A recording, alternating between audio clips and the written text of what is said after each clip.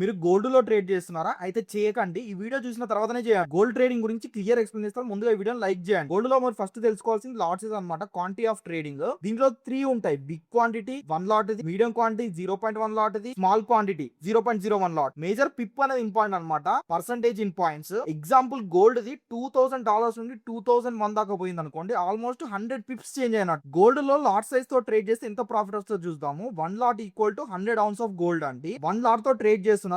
$1 move అయింది అనుకోండి, $100 profit and loss అవుతుంది. 0.1 లాట్ తో ట్రేడ్ చేస్తే $1 మూవ్ అవుతే $10 ప్రాఫిట్ అండ్ లాస్ అనేది అవుతుంది. 0.01 లాట్ తో ట్రేడ్ చేస్తే $1 మూవ్ అయితే $1 ప్రాఫిట్ అండ్ లాస్ అనేది అవుతుంది. మీరు ప్రాఫిట్ ని క్యాలిక్యులేట్ చేయాలంటే price move into lot size అనమాట.